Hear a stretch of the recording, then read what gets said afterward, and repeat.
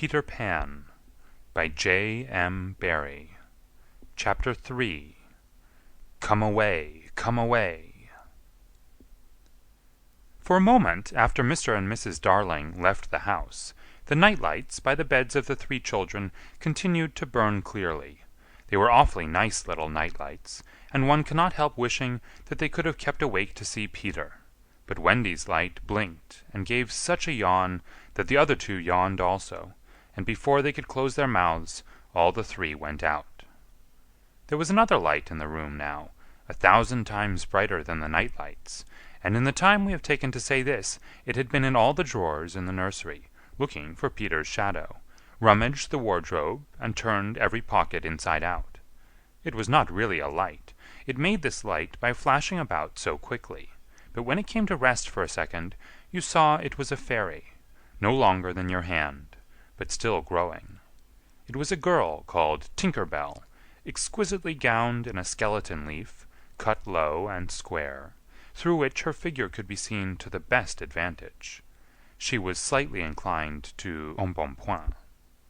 A moment after the fairy's entrance, the window was blown open by the breathing of the little stars, and Peter dropped in. He had carried Tinker Bell part of the way, and his hand was still messy with the fairy dust. "Tinker Bell," he called softly, after making sure that the children were asleep. "Tink, where are you?"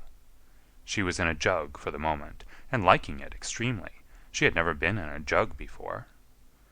"Oh, do come out of that jug, and tell me, do you know where they put my shadow?" The loveliest tinkle as of golden bells answered him. It is the fairy language. You ordinary children can never hear it, but if you were to hear it you would know that you had heard it once before. Tink said that the shadow was in the big box. She meant the chest of drawers, and Peter jumped at the drawers, scattering their contents to the floor with both hands, as kings toss halfpence to the crowd. In a moment he had recovered his shadow, and in his delight he forgot that he had shut Tinker Bell up in the drawer. If he thought at all, but I don't believe he ever thought, it was that he and his shadow, when brought near each other, would join like drops of water, and when they did not he was appalled. He tried to stick it on with soap from the bathroom, but that also failed. A shudder passed through Peter, and he sat on the floor and cried. His sobs woke Wendy, and she sat up in bed. She was not alarmed to see a stranger crying on the nursery floor. She was only pleasantly interested. "Boy," she said, courteously, "why are you crying?" Peter could be exceeding polite also, having learned the grand manner at fairy ceremonies, and he rose and bowed to her beautifully. She was much pleased, and bowed beautifully to him from the bed. "What's your name?" he asked. "Wendy Moira Angela Darling," she replied, with some satisfaction. "What is your name?" "Peter Pan." She was already sure that he must be Peter, but it did seem a comparatively short name. "Is that all?" "Yes," he said, rather sharply. He felt, for the first time, that it was a shortish name. "I'm so sorry," said Wendy Moira Angela. "It doesn't matter," Peter gulped. She asked where he lived. "Second to the right," said Peter, "and then straight on till morning." "What a funny address." Peter had a sinking. For the first time he felt that perhaps it was a funny address. "No, it isn't," he said. "I mean," Wendy said nicely, remembering that she was hostess, "is that what they put on the letters?" He wished she had not mentioned letters. "Don't get any letters," he said, contemptuously. "But your mother gets letters." "Don't have a mother," he said. Not only had he no mother, but he had not the slightest desire to have one. He thought them very overrated persons. Wendy, however, felt at once that she was in the presence of a tragedy. "Oh, Peter, no wonder you were crying," she said, and got out of bed and ran to him. "I wasn't crying about mothers," he said, rather indignantly. "I was crying because I can't get my shadow to stick on. Besides, I wasn't crying." "It has come off?" "Yes." Then Wendy saw the shadow on the floor, looking so draggled, and she was frightfully sorry for Peter. "How awful!" she said. but she could not help smiling when she saw that he'd been trying to stick it on with soap. How exactly like a boy! Fortunately, she knew at once what to do. "It must be sewn on," she said, just a little patronizingly. "What's sewn?" he asked. "You're dreadfully ignorant." "No, I'm not." But she was exulting in his ignorance.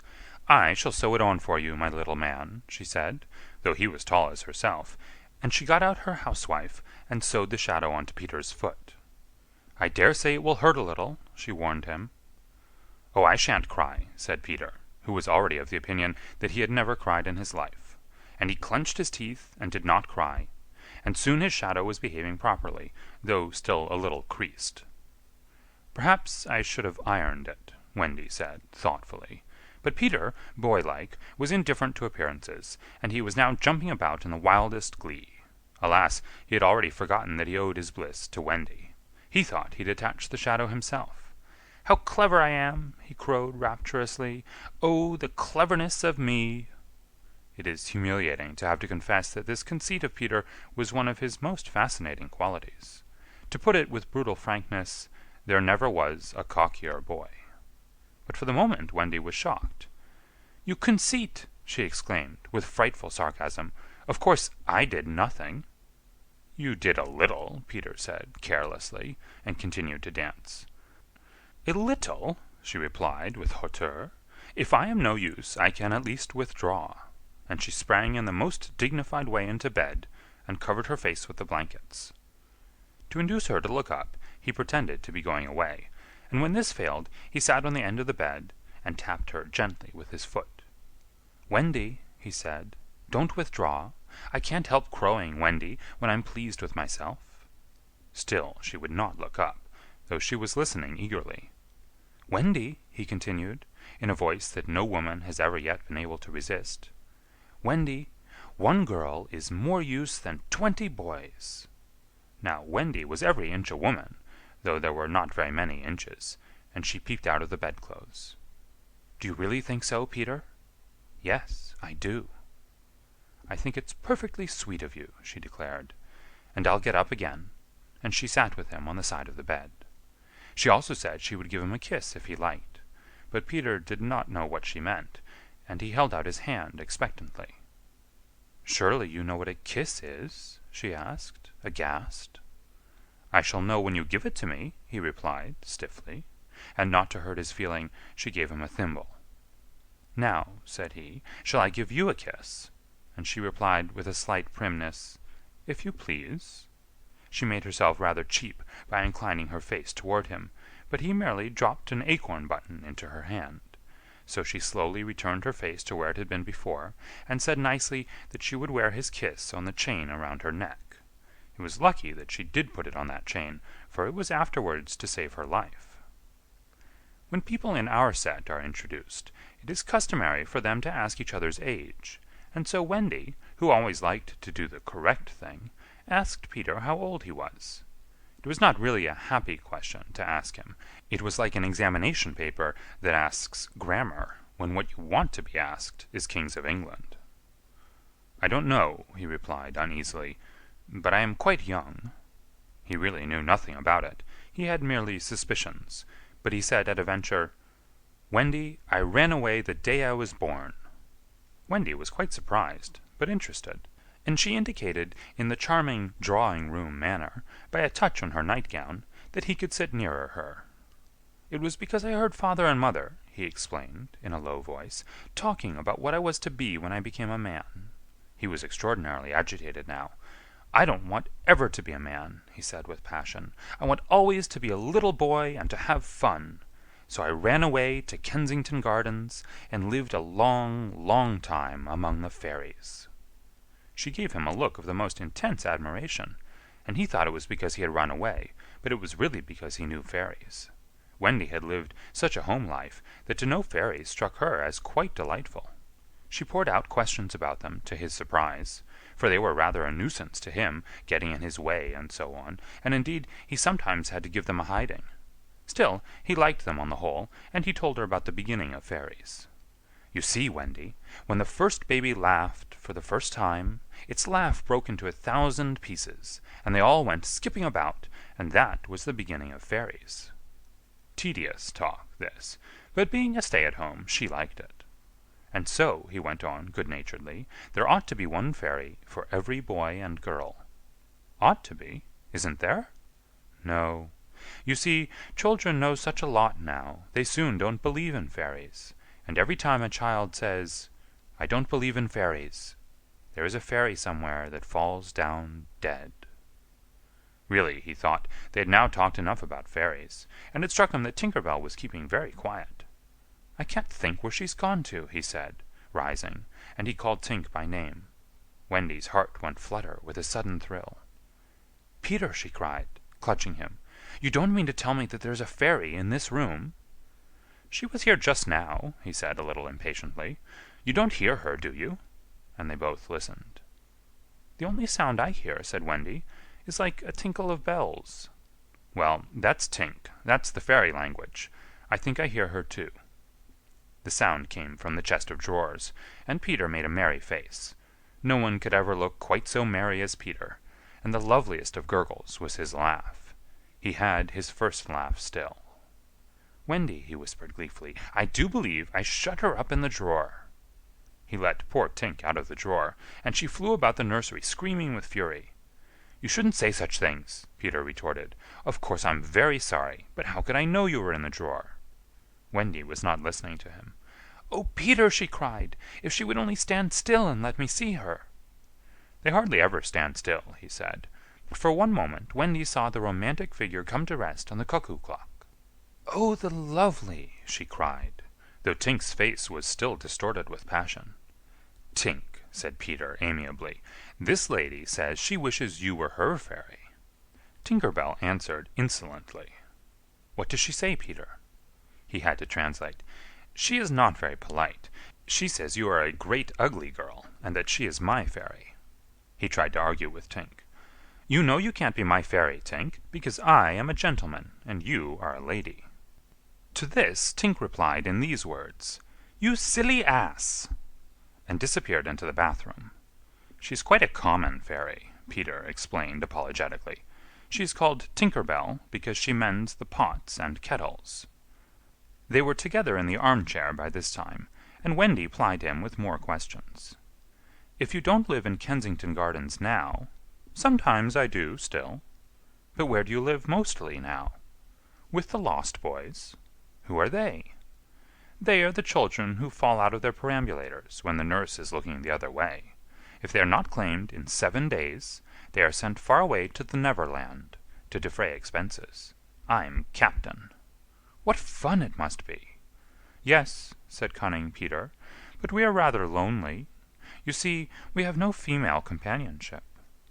"Are none of the others girls?" "Oh, no.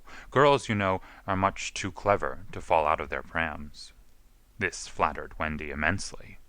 "I think," she said, "it is perfectly lovely the way you talk about girls. John there just despises us."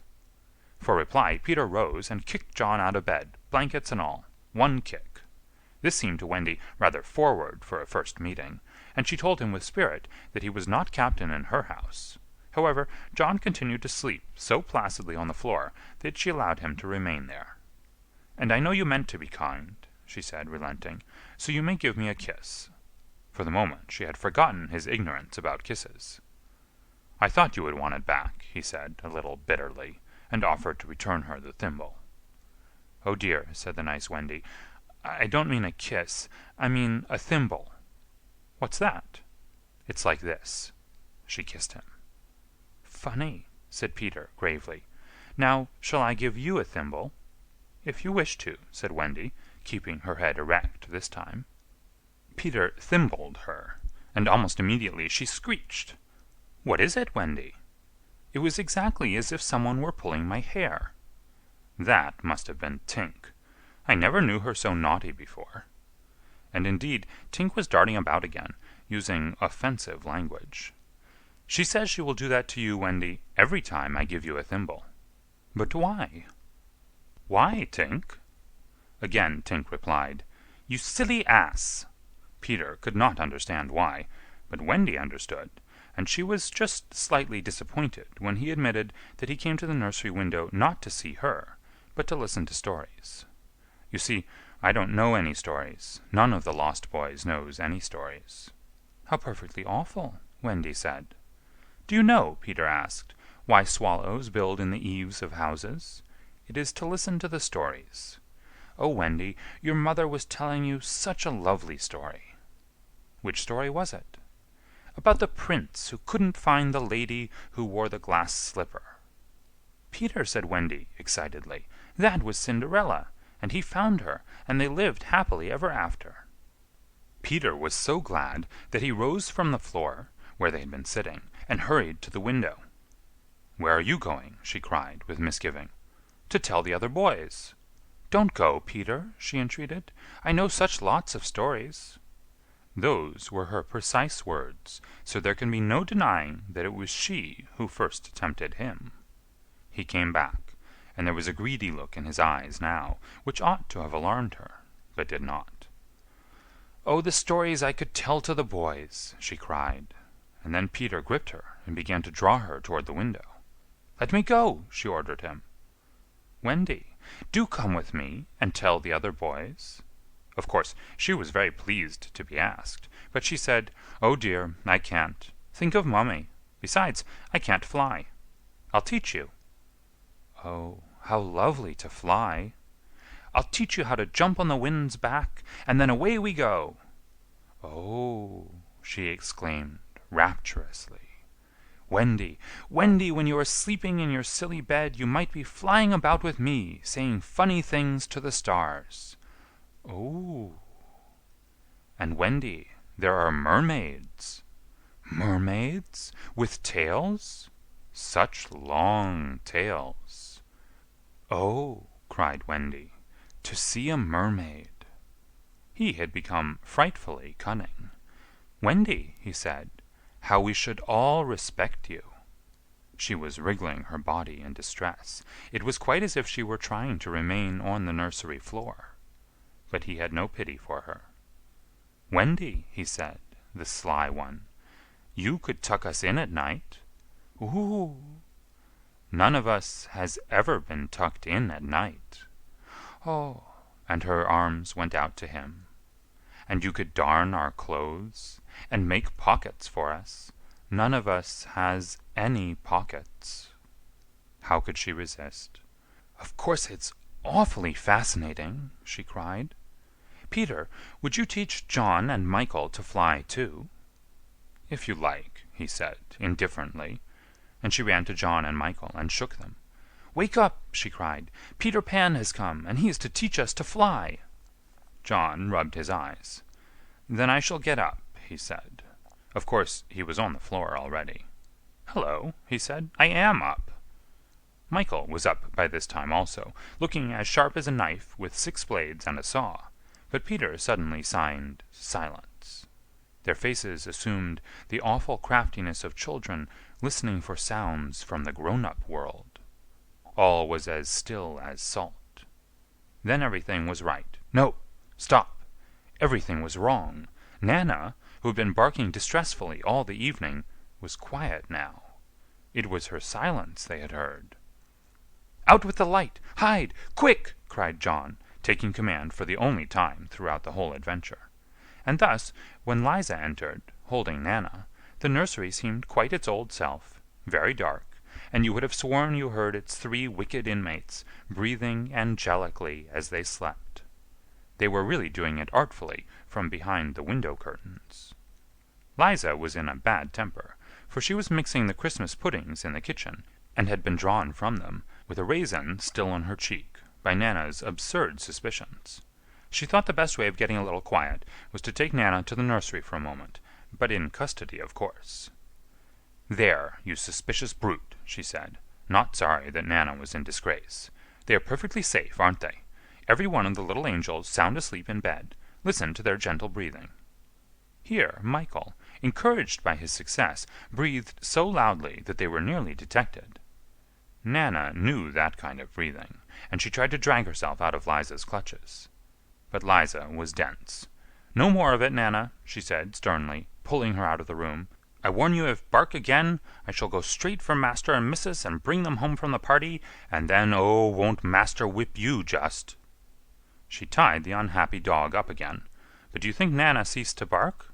Bring master and missus home from the party, why, that was just what she wanted. Do you think she cared whether she was whipped, so long as her charges were safe? Unfortunately, Liza returned to her puddings, and Nana, seeing that no help would come from her, strained and strained at the chain until at last she broke it. In another moment she'd burst into the dining room of 27, and flung up her paws to heaven, her most expressive way of making a communication. Mr. and Mrs. Darling knew at once that something terrible was happening in their nursery, and without a good-bye to their hostess, they rushed into the street. But it was now 10 minutes since 3 scoundrels had been breathing behind the curtains, and Peter Pan can do a great deal in 10 minutes. We now return to the nursery. "It's all right," John announced, emerging from his hiding-place. "I say, Peter, can you really fly?" Instead of troubling to answer him, Peter flew around the room, taking the mantelpiece on the way. "How topping!" said John and Michael. "How sweet!" cried Wendy.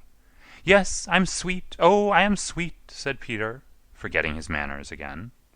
It looked delightfully easy, and they tried it first from the floor, and then from the beds, but they always went down instead of up. "I say, how do you do it?" asked John, rubbing his knee. He was quite a practical boy. "You just think lovely, wonderful thoughts," Peter explained, "and they lift you up in the air." He showed them again. "You're so nippy at it," John said. "Couldn't you do it very slowly once?" Peter did it both slowly and quickly. "I've got it now, Wendy," cried John, but soon he found he had not. Not one of them could fly an inch, though even Michael was in words of 2 syllables, and Peter did not know A from Z. Of course, Peter had been trifling with them, for no one can fly unless the fairy dust has been blown on him. Fortunately, as we have mentioned, one of his hands was messy with it, and he blew some on each of them with the most superb results. "Now just wiggle your shoulders this way," he said, "and let go." They were all on their beds, and gallant Michael let go first. He did not quite mean to let go, but he did it, and immediately he was borne across the room. "I flewed!" he screamed, while still in mid-air. John let go, and met Wendy near the bathroom. "Oh, lovely!" "Oh, ripping!" "Look at me! Look at me! Look at me!" They were not nearly so elegant as Peter. They could not help kicking a little, but their heads were bobbing against the ceiling, and there is almost nothing so delicious as that. Peter gave Wendy a hand at first, but had to desist, Tink was so indignant. Up and down they went, and round and round. Heavenly was Wendy's word. "I say," cried John, "why shouldn't we all go out?" Of course, it was to this that Peter had been luring them. Michael was ready. He wanted to see how long it took him to do 1,000,000,000 miles. But Wendy hesitated. "Mermaids," said Peter again. "Ooh." "And there are pirates." "Pirates!" cried John, seizing his Sunday hat. "Let us go at once." It was just at this moment that Mr. and Mrs. Darling hurried with Nana out of 27. They ran into the middle of the street to look up at the nursery window, and yes, it was still shut, but the room was ablaze with light, and most heart-gripping sight of all, they could see in shadow on the curtain 3 little figures in night attire circling round and round, not on the floor, but in the air. Not 3 figures, 4. In a tremble they opened the street door. Mr. Darling would have rushed upstairs, but Mrs. Darling signaled him to go softly. She even tried to make her heart go softly. Will they reach the nursery in time? If so, how delightful for them, and we shall all breathe a sigh of relief, but there will be no story. On the other hand, if they are not in time, I solemnly promise that it will all come right in the end. They would have reached the nursery in time, had it not been that the little stars were watching them. Once again the stars blew the window open, and that smallest star of all called out, "Cave, Peter." Then Peter knew that there was not a moment to lose. "Come," he cried imperiously, and soared out at once into the night, followed by John and Michael and Wendy. Mr. and Mrs. Darling and Nana rushed into the nursery too late. The birds were flown. End of chapter 3.